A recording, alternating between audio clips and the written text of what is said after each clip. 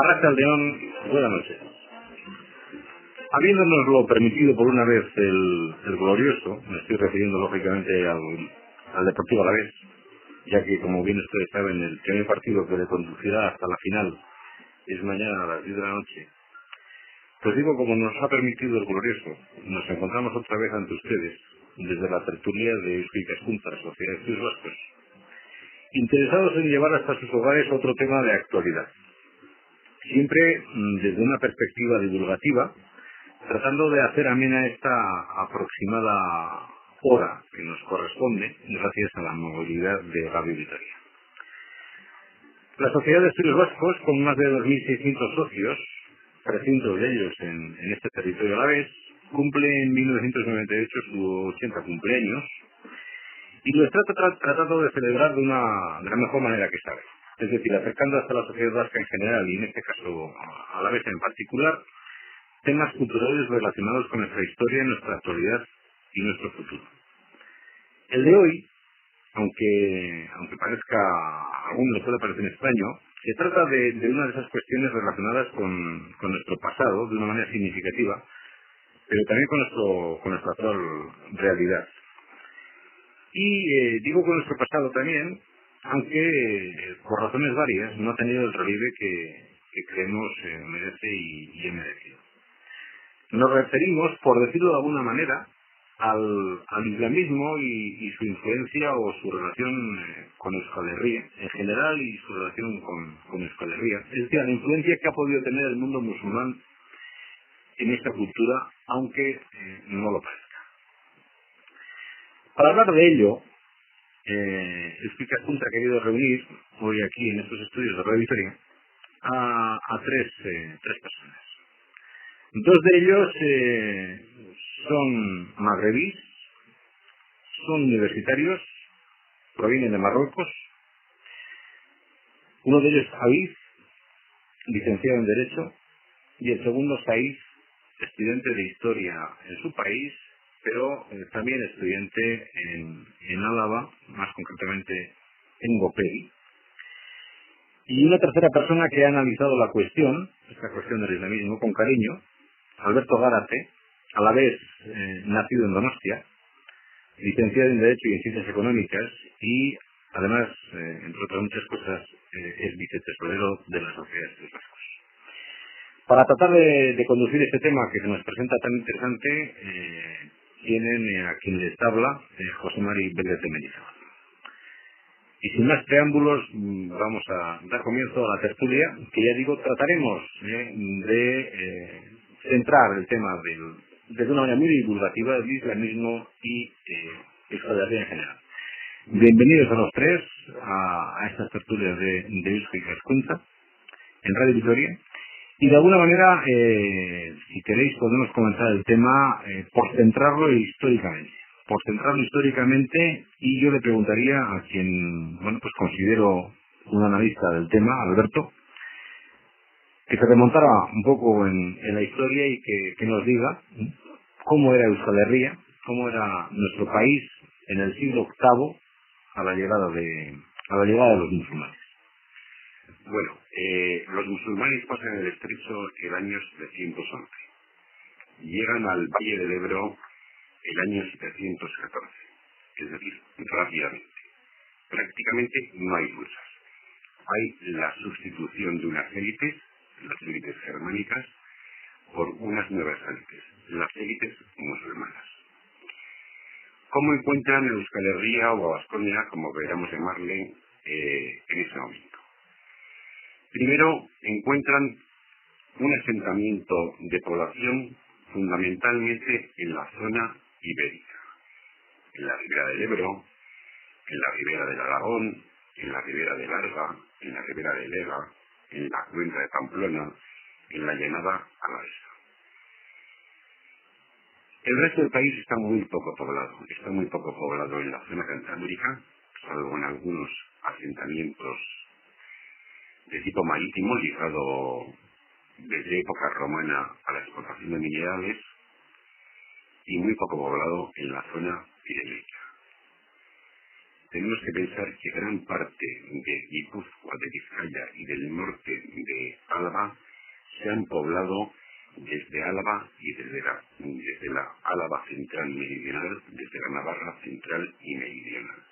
Esto no podría ser de otra manera. ¿Por qué?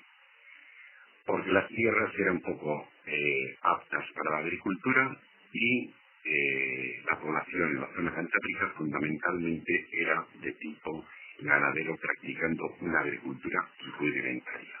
Esto durará bastantes siglos. Es una sociedad, la sociedad de Baskonia, que aunque se ha ruralizado desde la crisis del Bajo Imperio y sobre todo desde la destrucción del poder final romano, es una sociedad bastante romanizada. Luego explicaré un poco en qué sentido hablo de romanización, aunque relativamente marginal. Digo relativamente porque no podemos olvidarnos que por nuestro pequeño país pasaba la calzada Burdeos-Astorga. ¿Qué quiero decir con romanizado? Quiero decir, primero, que ha estado durante 5 siglos inmersa en el Imperio Romano, es decir, practicando el comercio con otros pueblos de todo el entorno del Mediterráneo, en un ambiente fundamentalmente pacífico. Que han imperado la legislación romana, las instituciones romanas, la propiedad, que se ha divulgado la agricultura de tipo mediterráneo, sobre todo claro en la zona ibérica, la agricultura del cereal, la agricultura del olivo, la agricultura de la viña. Y es una sociedad que, aunque después se ruraliza con la llegada de los germánicos y con la crisis social del Bajo Imperio, indudablemente todos los indicios señalan que estaba bastante latinizada y bastante cristianizada. Ya veremos qué incidencia tiene en la latinización la presencia musulmana. En mi opinión, la tiene muy grande. Es una sociedad, por otro lado, que en los siglos anteriores, frente a una convivencia fácil con el mundo romano más evolucionado, mantiene una convivencia muy difícil con los pueblos germánicos, con los poderes germánicos. Primero con los visigodos, tanto en la parte continental como en la parte peninsular, más tarde con los francos en la parte continental. Son conocidas las rebeliones vasconas y son conocidas, por otro lado, en la formación del Ducado de Baskonia, formado en una sociedad aquitano-romana que llama a los montañeses vascos para defenderse de los visigodos. Ahora bien, aquí se establecen los musulmanes en la parte sur de Navarra fundamentalmente, temporalmente también en Pamplona,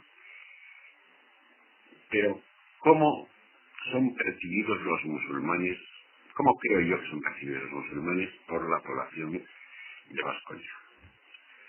En mi opinión, es una opinión, son percibidos como un nuevo poder, un poder inicialmente político-militar, un poder que suplanta al germánico, un poder que tiene como lengua culta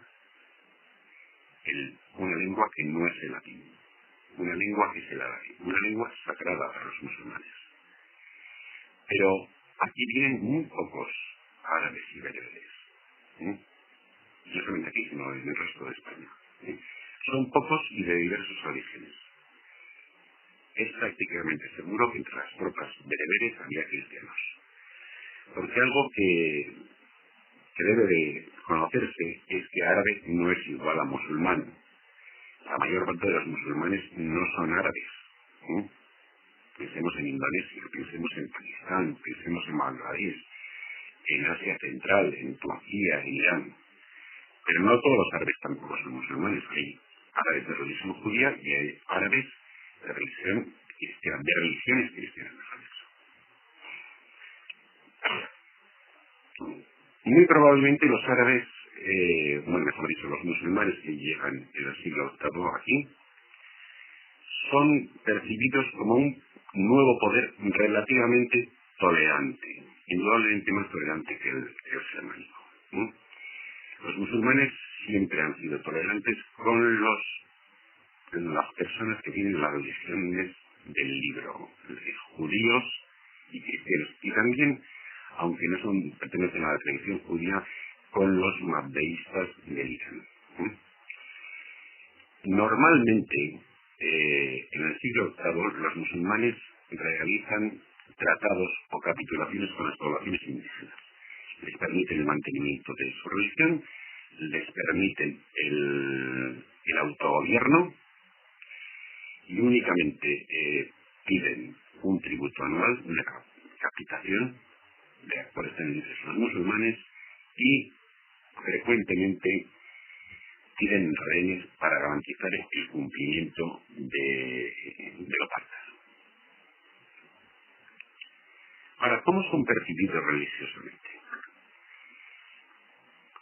Leyendo un poco el viaje de San Eulogio de Córdoba a los monasterios del Pirineo, referencias sobre este viaje tan famoso, estuvo en Leire, en Urraspal, en Siresa, en el Valle de Eso. Se ve que San Eulogio se da cuenta de que la religión musulmana, se da cuenta en el Pirineo, que la religión musulmana es una religión diferente de la cristiana.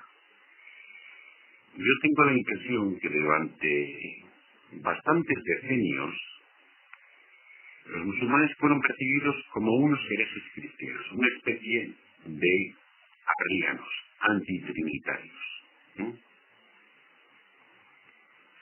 Hay que pensar que estamos en una época de herejías cristológicas impresionantes. Hoy no nos interesan prácticamente nada, casi ninguno, pero que en aquella época fueron importantes tal vez por ocultarse otro tipo de intereses, no estrictamente teológicos. Como bien nos puede decir, a mí, por ejemplo, pues la religión musulmana es monoteísta y me gustaría que señalase cuál es el puesto, por ejemplo, de la Virgen María en la religión musulmana. Pues bien, yo lo que voy a hacer es hacer una introducción primero a lo que es el Islam, una pequeña definición y entrar a concretar el tema de la Virgen María. La Virgen María en el Islam se la reconoce como una mujer con un milagro de poder engendrar la persona que va a llevar el mensaje de Dios a una población. Entonces se le reconoce ese milagro. Entonces El milagro de la virginidad. sí. Entonces ese es el puesto, que además es un puesto reconocido por el Corán, ya que reconoce también toda la religión cristiana como religión sagrada. Para mí, para definir el Islam es bastante complicado porque es una religión que ya tiene muchos siglos, que ha vivido muchas batallas conceptuales, ideológicas, de diferencias entre varias escuelas musulmanes, que el Islam a lo largo de su trayectoria histórica es un Islam que no tiene nada que ver de cómo lo pintan los medios de comunicación, que es un Islam paralizado, que no se mueve, que no responde a los problemas de las sociedades musulmanas. El Islam hoy en día es un Islam que, la verdad, para introducirse, para conocerlo, se necesita un esfuerzo bastante no digo un esfuerzo cultural para llegar a conocerlo. Y esto no lo digo para el Islam, sino para cualquier religión. Pero en este caso, el Islam ya se encuentra dentro de una fortaleza. Solamente sale la parte negativa en las primeras páginas de los medios de comunicación y se tapa el verdadero Islam. Lo que sale es las actuaciones de las personas que no tienen nada que ver con la línea religiosa musulmana. Pues el Islam se basa primero, en reconocer la unidad de Dios. Que Dios no se puede, no tiene semejanza, es un concepto, es una idea, es algo que te acompaña, que está contigo. No se puede relacionar con nada, no tiene semejanza, no se puede pintar, no se puede hacerle una escultura ni nada, es el concepto. Entonces ahí es un punto que hay que tener en cuenta. Y en los países musulmanes se nota para cualquier viajante, cualquier aventurero, que el tema de las fotografías, de las esculturas, de la pintura, es algo que no hace parte de la cultura musulmana. Y eso no tiene nada que ver con el islamismo, ni con el término que se utiliza en los medios de comunicación, que es el enterismo, sino es algo fundamental y que va en la línea de esa religión. El Islam, en lo que comentó Alberto del árabe, para el Islam el idioma árabe es un idioma sagrado, porque es el idioma en que llegó el Corán, que es el libro sagrado de los musulmanes. Y de ahí viene la importancia del árabe como idioma, no como raza. Y con este mensaje del Corán, de la religión musulmana en el idioma árabe, se sale a llevar el mensaje islámico a muchos países. Entonces, el Islam considera que el idioma árabe es un idioma sagrado, y tan sagrado que hay que practicar las oraciones, recitar el Corán en árabe, y cualquier traducción al Corán es una traición, casi no se permite. Y hay pocas traducciones que pueden convencer y traducir ese mensaje de Dios correctamente, porque los conceptos, la forma con que ha llegado el Corán es bastante estructurada, bien hecha, que cualquier ser humano incapaz de articular un verso de lo que viene en el Corán. Y eso, un estudioso del idioma árabe lo puede reconocer, y no solamente lo digo yo, sino Perdón, David, estamos hablando, por ejemplo, del caso de los versos islámicos. No estamos hablando, estoy hablando del Corán, que contiene más de 100 versos coránicos, 114. los 114 versos coránicos. No tiene nada que ver con los versos satánicos. Ahí, has tomado la palabra. ¿Quieres seguir? Bueno, Arasalión, buenas tardes. Siempre con el tema del Islam quiero decir que el Islam en el diccionario árabe significa la sumisión a la voluntad de Dios, no a la voluntad del ser humano.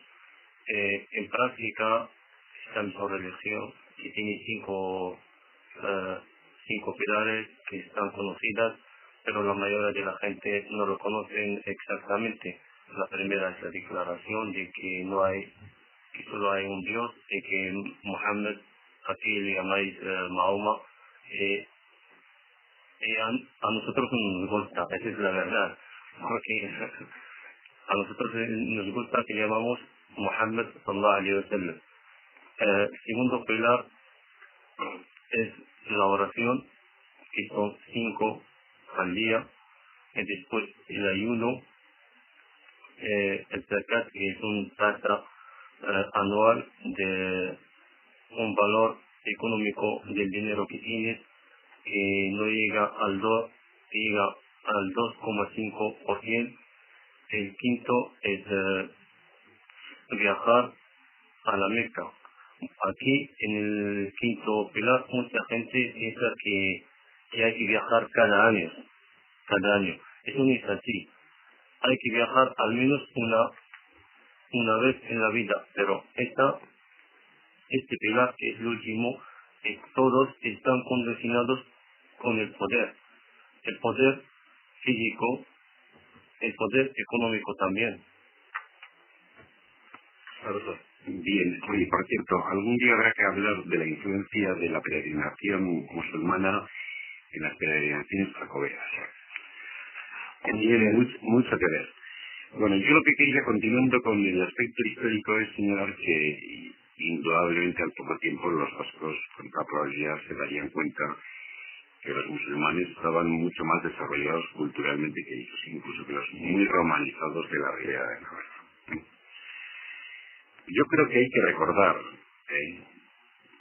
a esta Europa occidental, que conoce muy poco de otras civilizaciones, que la aportación cultural árabe ha sido fundamental durante largos siglos en las ciencias. Pensemos, bien por creación o bien por transmisión, pensemos en lo que ha significado el cero en la matemática, lo que ha significado el álgebra, la astronomía, la medicina. Los primeros hospitales o los primeros manicomios son árabes. La agricultura nabatea, la agricultura del regadío. Quizás que si no hubieran sido los árabes, no se habría descubierto América. Bueno, pues posiblemente. Es que la mayoría de la tecnología utilizada en los viajes de Colón está probado totalmente. Está radio. En las mapas también. Además, aquí quiero decir que la existencia de lo que es árabe y los árabes en el País Vasco todavía está esperando más estudios, más trabajos sobre este tema. Porque en este tema a mí me ha costado un poco, no solamente aquí, sino también en el país y en la universidad, porque hay pocos fuentes de trabajos históricos realizados sobre este tema. Y aquí desde esta cadena hago este llamamiento. Mucha gente dice que los árabes no han llegado al País Vasco, que no aquí en la calle, que no han quedado aquí, no sé, pero está probado que los árabes han llegado hasta Francia. Por eso hay una batalla que está famosa. Hay otra cosa que quiero llamar la atención en los estudios árabes sobre los musulmanes en España. Jamás en cualquier libro nunca encontrarás la palabra conquista. Bien. Es un concepto que no existe en los libros históricos y actualmente en los estudios históricos sobre la existencia de los árabes o los musulmanes, mejor dicho, aquí en Tenemos alguna referencia de la presencia musulmana en Álava. La presencia, bueno, me gustaría continuar, pero te voy a contestar, José María. Presencia musulmana estable en Álava, yo creo que no ha habido, excepto tal vez, y subrayo tal vez, en la Rioja Alavesa. Penetraciones musulmanes en Álava, clarísimamente, una de ellas se hablaba, penetraban habitualmente por Campezo y luego por el puerto de Guereño. Se habla de una de me acuerdo de una de las crónicas de una Guernica, que no es la Guernica de Iseina, sino que es una Guernica cercana al monte de Anaca, otra medio de penetración era a través de Miranda Cero. Pero continuando con la aportación a la red musulmana, aparte de las ciencias, tenemos que pensar en toda la aportación de la filosofía griega, de la filosofía del saber hermenéutico egipcio y de la propia filosofía árabe. Pensemos también en el muy controvertido tema de la influencia de Averroes en el humanismo y en el laicismo. Pensemos en Ibn Khaldun, el fundador de la sociología. Pensemos en el concepto del amor cortés, que es un concepto de origen hispano-musulmán. cortés, delicioso dolor, la consideración de la mujer como un ser por lo menos igual y frecuentemente superior. Estamos en la época en que los teólogos católicos discuten si las mujeres tienen alma individual o alma colectiva. Y al final dicen que tienen alma individual gracias a la existencia de la Virgen, porque claro, la Virgen no puede tener un alma colectiva con el resto de las mujeres. Coloquemos en el tiempo. Eso tiene una influencia tremenda en la lírica medieval europea, en Dante Alighieri, en la mística española. San Juan de Arús es casi seguro que era morisco. Pero me quiero centrar en un tema. ¿Por qué son importantes los musulmanes en Euskal Herria? Voy a aventurar una opinión. En mi opinión, los musulmanes son importantes porque su diferente presencia inicia el camino de la diferenciación entre Navarra y el resto de Euskal Herria occidental. Actualmente no hablo de la Euskal Herria continental, aunque también hay influencias musulmanas allí. Pensemos, por ejemplo, en Zuberoa, en Sentengras, en la cúpula califal de su iglesia, o en Bearn, en otra cúpula califal que hay en Olorn. Hay dos modelos de relación de los vascos con los musulmanes. Yo diría el modelo navarro y el modelo alavés, para entendernos. En la ribera de Navarra, y lo mismo se puede decir para la zona de la Rioja Baja, del Moncayo, cuando llegan los musulmanes, el jefe del distrito de Borja, que es un hispano-romano llamado Cassius, se convierte a la religión musulmana. Y hay conversiones muy importantes del cristianismo a la religión musulmana, por la zona de Arnedo, Tudela, Tarazona, todas. Son vascones romanizados, posiblemente totalmente latinizados ya. No hay rastros de toponimia euskérica, con la excepción de Carcastillo, al sur del río Aragón. Conversión a la religión musulmana. Esta familia va a configurar un poder autónomo, acordémonos de el Moro Muza, famoso, el llamado tercer rey de España, en toda la marca superior, es decir, en el Valle del Ebro. Un poder autónomo, aliado y familiar de la primera dinastía de Pamplona, la dinastía Íñiga. ¿Por qué se alían? Porque son dos poderes pequeños frente a dos grandes poderes. Al norte, el poder de Carlomagno, de los carolingios. Esta alianza se verá en la batalla de Roncesvalles y frente a la Córdoba califa. ¿Qué consecuencias va a tener esto, en mi opinión? Por un lado, la consolidación temprana del reino de Navarra, diferenciado del resto de Euskal Herria. Navarra es una realidad histórica muy antigua y además configurada como reino, es decir, como la institución política más importante después del imperio anterior a la formación de los estados. La segunda consecuencia es la tardía conquista cristiana de la ribera. Tenemos que pensar que Tudela se conquista después que Toledo. Y pensemos que Tudela está mucho más al norte que Toledo. ¿Eso qué significa? Que ha habido un poder autónomo musulmán aliado con la dinastía Íñiga, aliados al siglo X, y se van a permitir los moriscos en la ribera de Navarra hasta comienzos del siglo XVII. Casi seguro que en Tudela se inició la traducción del Corán al latín por un cristiano. ¿Esta conquista qué va a llevar consigo? La constitución de señoríos nobiliarios y eclesiásticos de latifundios en las tierras conquistadas. Va a haber una diferente frente al minifundio del norte de Navarra o del resto de Euskal Herria occidental. Va a haber una diferente estructura socioeconómica.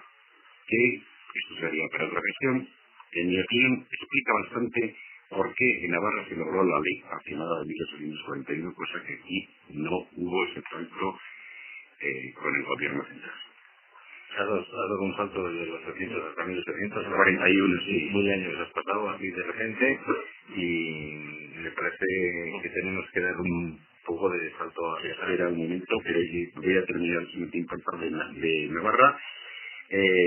Por otro lado, se consolida el romance, el euskera no traspasa la Valdorba ni la zona de Uduzue, y el fin de la reconquista navarra ceñido por Castilla y por Aragón, lo que va a obligar a los navarros es a conectar mucho más con el mundo europeo, con la llegada de los francos y el desarrollo de la lengua gitana, etc. Sin embargo, en Álava, desde el principio hay una lucha contra los musulmanes, y hay una relativa rápida reconquista. Consecuencias: rápida vinculación con el reinado de Diego, luego con el de Castilla, es decir, diferenciación institucional respecto a Navarra, muy bien. Una cultura, bueno, yo como persona estoy aquí viviendo y conviviendo con toda la sociedad, y para aportar algo o un granito es un proceso bastante largo. Somos pocos y aportar, lo que hacemos es convivir y es ir a lo largo de los días detectando diferencias y acercándonos a la sociedad. Yo no voy a decir que es un trabajo ni difícil ni fácil, sino es un trabajo diario, es un esfuerzo de captar dónde fallamos y dónde podemos penetrar poco a poco a la sociedad para formar parte de esa sociedad que nos ha aceptado, que nos ha recibido, formar parte haciendo ese trabajo diario de acercamiento, y la verdad, la conclusión es bastante positiva. También en este trabajo diario ayuda que la persona que está en Vitoria o en Europa en general, si está bien equipado culturalmente o históricamente y conoce más la sociedad que le recibe, eso le ayuda a suavizar esa entrada, a entender muchos conceptos que suelen estar bastante tapados, bastante escondidos, que el porqué nadie lo dice, pero sí que existe ese porqué, y que ahí está el trabajo, el trabajo diario de encontrar respuestas a muchas preguntas que se plantean. Y eso no lo digo solamente en la convivencia con los vecinos, sino hasta la forma de trabajar, el ritmo de trabajar, el sistema mercantil que se está implantando en España desde el 75, se nota que es una sociedad que es bastante agresiva, que tiene unos objetivos marcados, que se está cambiando diariamente, que el cambio existe, y esto lo echamos en falta en nuestros países de origen. Lo echamos en falta porque hay que reconocer que llegamos de países que acaban de tener la independencia hace 30 años, y en 30 años el cambio es bastante lento y da espacio para que se mueva toda la sociedad, y cada segmento social quiere imponerse y quiere llegar a cuotas de poder sin tener esa base cultural o conceptual. ¿Cuál es el número de los componentes de la comunidad musulmana en estos momentos en Álava? Yo sí puede ser que en Euskal Herria hay más de 5.000 personas que son musulmanes, y la mayoría de ellos son magrebíes. ¿Y tenéis facilidades para el culto, etcétera? ¿En qué sentido? Facilidades de culto, sí, la verdad que hace 2 años se aprobó una ley en que se reconoce la religión musulmana y la judía.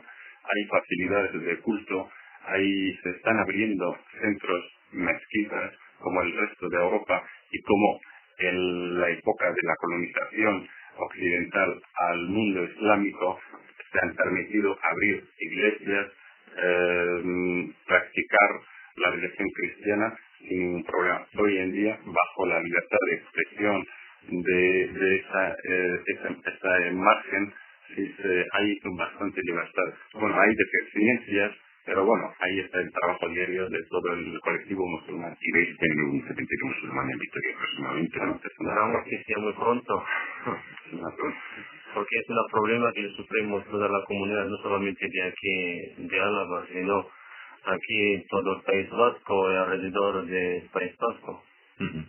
Bueno, Said, has dicho antes que sois una comunidad de 5.000, la mayoría magrebí. Más de 5.000. Pues yo, por suerte, y lo digo por suerte, conozco un poco el Magreb, he visitado por cuestiones comerciales, pues, Marruecos, Argelia, Túnez. Yo tengo una impresión, creo que conozco gente, por lo menos la parte superficial de la sociedad, y entiendo que, bueno, tú concretamente has hecho hincapié en el tema magrebí, y yo tengo la idea de que el Magreb está compuesto de distintos tipos de pueblos, que no puedo de ninguna manera comparar el tipo medio marroquí con el tipo medio argelino, con el tipo medio tunecino. Y no sé, me gustaría que por lo menos a mí me quitarais la duda. Es decir, se habla de un Magreb, pero no te van a quitar la duda porque van a tener dos opiniones diferentes. Eso es lo que te estaba comentando Alberto, que hay dos opiniones diferentes. Yo al menos creo que en las grandes líneas no solamente hay solo una línea, no solamente en el Magreb, sino en todo el mundo árabe, aunque hay diferencias determinadas, pero en grandes líneas te digo que tenemos lo mismo. Pero claro, Marruecos siempre ha sido un caso excepcional en el Magreb. Es que desde el siglo VIII ha sido independiente. Desde este siglo hasta 1912 nunca ha sido conquistado totalmente. Fíjate, te digo, hasta los turcos que han conseguido conquistar todo el mundo árabe han llegado hasta Marruecos y no han podido penetrarlo. Además de esas diferencias hay que volver un poco atrás de dónde viene. En el Magreb no solamente viven los árabes, sino también hay una cantidad de personas que se denominan como bereberes, que también que son los autóctonos. Hay otros que dicen que ha llegado del oriente, eso para tener más legitimidad, que son también árabes. Hay una vista europea que vienen del norte de Europa, que son europeos, pero eso son estudios de colonialismo que pretendían dar la legitimidad a Francia, a España. Pero son Agustín y Bereber, eso está clarísimo. Bueno, y además de la cultura bereber y árabe, hay otros fragmentos culturales. Estaban ahí los inicios, los romanos y también los turcos. En el dialecto marroquí, que es una forma desviada del árabe clásico, tú encuentras muchas palabras que son del bereber, al mismo tiempo son de fenicio, al mismo tiempo hay otros que son turcos. Esto el actual Líbano. ¿Cómo? Fenicio. De los primeros inicios, los antiguos, los grandes comerciantes del Mediterráneo. La lengua pública. Sí. Por eso, volvamos a lo que estabas comentando. En realidad, sí, ahora se nota que hay una diferencia entre medio marroquí y medio argelino. Entonces, eso yo creo por la causa del dominio turco en la zona. Por eso estas zonas no han conseguido conservar una identidad igual al de Marruecos. ni más ni menos. Por eso digo que en grandes líneas son iguales, ni más ni menos. Pero claro que se nota que hay una gran diferencia, sobre todo entre los Marruecos y el resto de los pueblos o los países del Magreb. Marruecos siempre ha sido la puerta para Europa, siempre más abierto. Que hay un dicho de su majestad que dice que Marruecos es un árbol, que sus raíces están en Europa y sus hojas y ramas están en Europa. Siempre había luchas, conquistas, sobre todo con los españoles, con los portugueses, con los franceses, siempre es así. Eso le ha dado, este proceso histórico, le ha dado una identidad, como si dice, privada, es específica para él. Bueno, también les conquistasteis el año 37. David, tienes la palabra. Bueno, turcos, no, era el Imperio Otomano que llegó a dominar una parte importante del mundo y que no llegó a controlar Marruecos, y ahí nos diferenciamos. De todas formas, cuando se habla de las grandes líneas que nos unen en el Magreb o con el mundo árabe, con el mundo islámico, siempre se habla de la religión musulmana como un elemento común, del idioma árabe como otro elemento común, pero el espacio geográfico también. Espacio geográfico. Pero hay un tema que es lo cultural, lo social. Ese acervo es tan peculiar en Marruecos que nos diferenciamos del resto de los países musulmanes o árabes. De los vecinos magrebíes, pues también diría lo mismo. Entonces, esas grandes líneas sí nos unen, pero lo cultural, lo social, la tradición de la forma de gobernar, los gobiernos, las dinastías, ese término que no existe en otros países, que sí siempre existió en Marruecos desde la llegada del Islam, no solamente desde el siglo VIII, sino desde la llegada del Islam, se ha ido formando una sociedad, un país que se ha ido ampliando y según el momento y el poder. Y de hecho, Oriente llegó a Andalucía a través de Marruecos. Eso no le da ninguna gloria, solamente le da esa parte dentro del mundo árabe, que es un país con una cultura que tiene unos elementos diferenciadores dentro del mundo islámico. Aquí voy a volver un poco sobre los elementos de la cultura marroquí. He olvidado decir que también no hay que olvidar la presencia de los españoles musulmanes, los moriscos, que tienen una gran presencia ahora en Marruecos, en las grandes ciudades, en Rabat, en Fas, en Chaouán, en Tetuán, en el Knas, y no hay que olvidar también de la música andaluza, del vestido andaluz.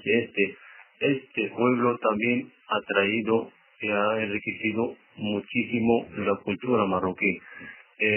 Antes que decirte sobre que yo he dicho el siglo VIII porque me refería al primer estado marroquí independiente, que son los edrisíes. Antes, David, has comentado al principio de nuestra charla de hoy, has comentado y has querido hacer una diferenciación bien clara de lo que es el islamismo, lo que es la religión musulmana y lo que hoy en día los medios de comunicación una vez y otra nos están dando a conocer, que es un producto típico prácticamente del integrismo.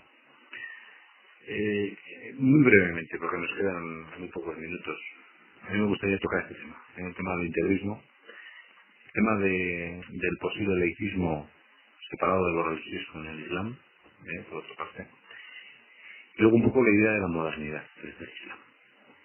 Yo daría la palabra a los dos. Bueno, yo son muchas ideas y la verdad que sí, queda poco tiempo. Pero laicismo, para mí personalmente, es algo que no existe en el Islam ni existirá. Porque lo fundamental del Islam es unir, llegar a este equilibrio entre lo diario y lo espiritual, entre la religión y la vida cotidiana. Este equilibrio es el elemento principal en la religión musulmana, mientras que el cristianismo separa con unas estructuras de la iglesia, unas estructuras bien organizadas, lo religioso y el Estado, o sí, lo profano, y lo profano, mientras en el Islam es imposible, porque la religión musulmana lleva dentro la conducta diaria, el reparto de la herencia, la forma de rezar, la forma de comer. Es una religión sagrada, pero al mismo tiempo se mezcla con lo diario, la forma de vestir, de andar, de comer. Es una conducta bien marcada. Hay gente que defiende el laicismo en el Islam, pero hoy en día yo creo que se están quedando bastante, no digo en minoría, pero no aportan argumentos para defender esta teoría. Y justamente los movimientos que se ven en todo el mundo islámico están dando la razón que esta línea que está en vía de extinción. El laicismo es un proceso que Europa está viviendo, pero a través de unas batallas para conseguirlo. Entonces el mundo islámico, Europa lo que tiene que hacer, o Europa o Estados Unidos tiene que hacer es dejar a los países musulmanes que hagan ese proceso histórico, que no haya atajos, que no impongan una cierta forma de pensar o meter cierta prisa para que se acumule esa cultura occidental dentro de los países islámicos. Laicismo, pocas esperanzas para que se aplique desde lo que pienso y desde lo que conozco y desde las muchas tertulias que tuvimos, que poca esperanza habrá en aplicarlo en el mundo islámico. Además, socialmente se ve que no habrá ni llegará a ese momento. Justamente la forma de gobernar un jefe de Estado no es una persona que une las dos formas de gobierno, jefe religioso y jefe de Estado, imposible que pueda llegar a durar ni 24 horas. Bueno, yo voy a hablar un poco sobre el tema de la modernidad. Este tema surgió a la existencia desde 1789 con la campaña de Napoleón Bonaparte a Egipto. En aquella época se descubrió la incapacidad, el subdesarrollo del mundo árabe, que hace solamente un poco estaba muy avanzado, dominaba el mundo. ¿Y ahora qué está pasando? Y claro, ahí surgió una charla, un diálogo entre los intelectuales árabes, sobre todo los que han viajado a Europa en el principio del siglo XIX y han vuelto con sus informes, y otros que han estudiado en las escuelas tradicionales. Y claro, ahí se han surgido dos tipos de corrientes, tratando de dar soluciones a la sociedad musulmana y la manera de modernizarla. Y claro, ahí estos dos son los que se llaman el corriente tradicional, el corriente moderno, que llama la modernidad. Desde aquel momento surgió lo que se llama el renacimiento árabe, o bien en árabe se llama al-Nada. Pero actualmente podemos dominar que hay tres corrientes que están dando explicaciones y soluciones a la crisis que estamos sufriendo. Una de ellas, los conservadores, que creen que la solución está en nosotros mismos, en nuestra herencia cultural religiosa que tenemos. ¿Por qué? Porque en esta herencia tenemos todos los valores que están en el Corán, en el Hadith. El Corán, como es la palabra de Dios es perfecto, entonces el Corán es perfecto. Es vale para cualquier tiempo, para cualquier sitio.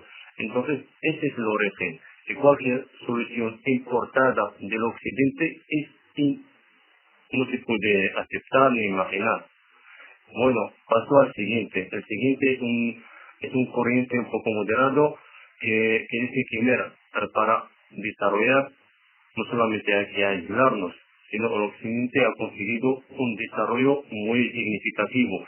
Y hay que coger de él lo que nos puede servir, sobre todo lo que es científico, lo que es tecnológico. Al mismo tiempo tenemos que hacer una autocrítica a esta cultura que tenemos y dejar de ella los elementos que pueden construir la base moral de este desarrollo.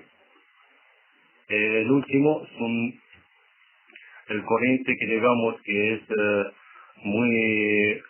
muy radical, que se compone sobre todo de los izquierdistas, y la mayoría de ellos son marxistas. Es decir, para avanzar y para modernizar hay que hacer una ruptura total con lo que es el pasado. ¿Por qué? Porque el pasado que es religioso, la cultura divina, entre paréntesis, nos ayuda a avanzar. Y eso, ¿por qué? Porque este tipo de pensamiento es incompatible con el pensamiento científico que domina ahora el mundo. Y además este tipo de pensamiento es un obstáculo para el desarrollo. ¿Por qué? Porque ayuda a conservar la estructura tradicional y también ayuda a las capas sociales que han mantenido este tipo de estructura. Entonces hay que hacer una ruptura total. Este tipo de pensamientos piensa que es la única garantía para modernizar la sociedad musulmana.